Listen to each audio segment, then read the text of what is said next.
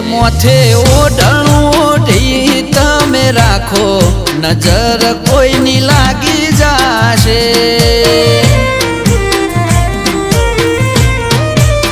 ए काळू टपकू करवानुं तमे राखो नजर कोई नी लागी जाशे।